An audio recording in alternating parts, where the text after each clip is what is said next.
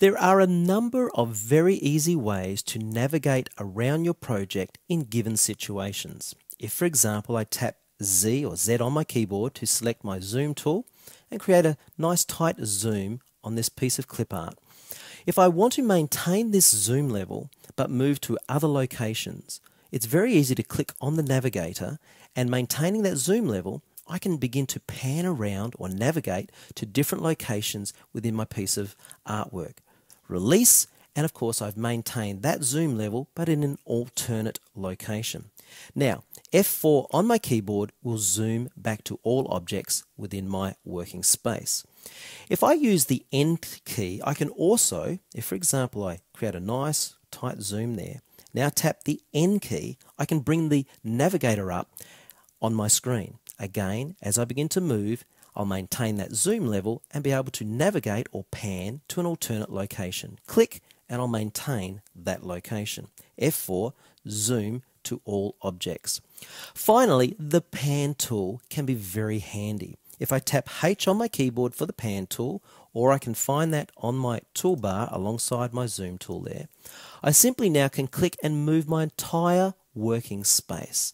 So if I have a very large project and a tight zoom, I can move to different locations using the pan tool.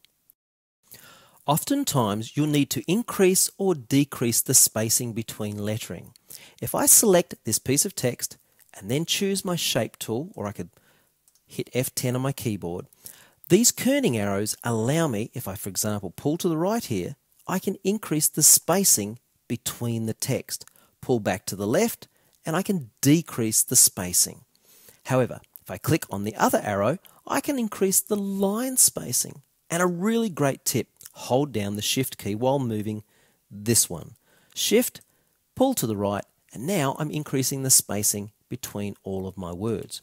Now, if you need a more accurate approach to kerning, come straight up to Text and choose the Character Formatting Docker. If I now come over and select my text tool, I can select, for example, this piece of text, and as I do, you'll notice the range kerning option becomes available. I can simply increase the range of kerning on the selected piece of text, and of course that looks great for that particular design. Now, one last thing to show you. I'm just going to undo that. Now, if I select my piece of text, right click and drag over the outline of this circle until I see that little change in my cursor, release my mouse, now choose Fit Text to Path. A quick tip here, by the way. Notice how the screen has not refreshed. If you want to manually refresh your screen, double click on the scroll bar. That's a great tip. Now again, with my Shape tool, if I simply pull on the kerning arrow to the right, I can increase the spacing between my lettering so that it goes further around the outline of this circle. If that doesn't feel right, I'll pop that back a little. I can then of course hold down my Shift key and increase the spacing between words until I feel I've got a reasonable spacing all the way around my object. That's a good tip. Here's some great tips for working with the Bezier tool.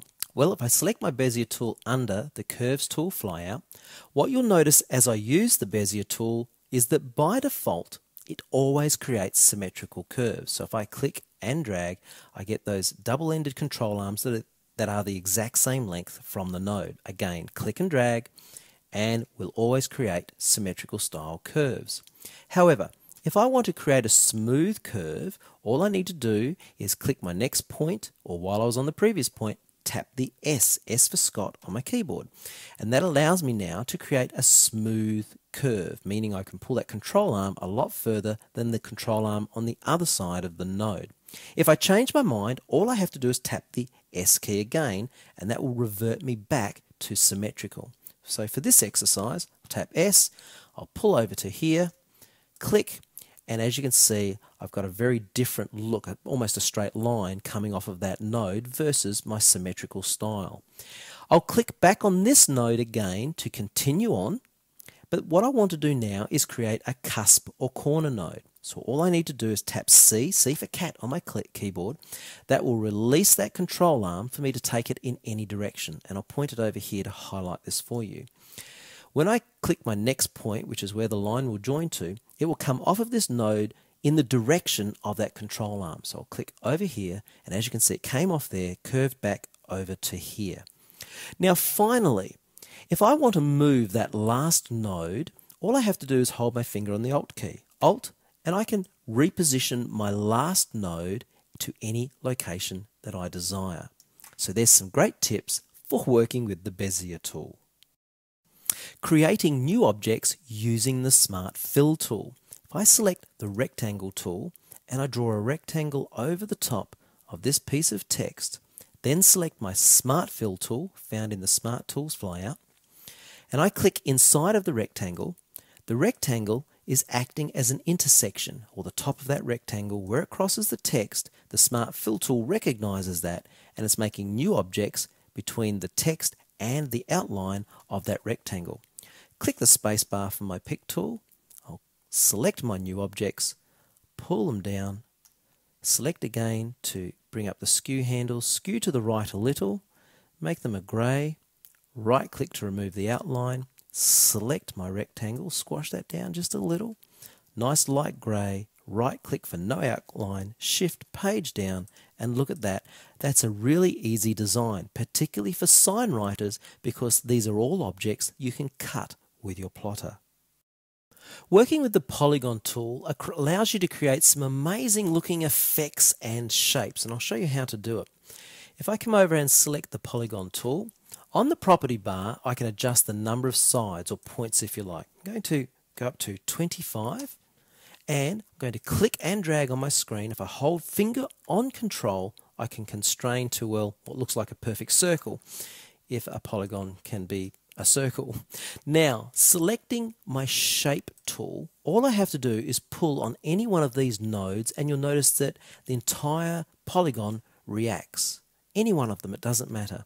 If I double click on a face, as you can see, I've added a node now to every face. Double click on the other face to add a node, and of course it responds likewise. I can, for example, I'll click down there and I'll pull that node down just a little and pop that up there. And I'll try to create what doesn't look dissimilar to a gear shape. So there's a type of gear shape, and of course the more you work with it, the more you'll achieve a result that is what you want. Now, if I wanted to create, for example, a saw shape, I might push that up there a little, pull that in, and that one up, select those two, rotate them back. Notice how everything rotates back the other way? Isn't that fantastic? A type of saw shape. Now, here's where it gets interesting. What I'm going to do is I'm going to fill this with an interactive fill. So I'll come down and select my interactive fill tool, click and drag. I'm just going to randomly add some colors. So I'll pop red in the middle, followed by, say, a yellow, followed by a blue, and finally followed by, say, a pink. I'll pop that there. I want this to be a radial fill, in other words, circular. So I'll come up to the property bar and select radial. Now, if I go back to my shape tool, and I begin to pull on these nodes now, particularly crossing to the other side and twisting, can you see what's happening? And pull right out. Isn't that an amazing effect? The effect always looks better if you remove the outline. So right click to remove the outline. Any node, pull on it, twist it in any direction that you want, and you can create the most amazing looking shapes.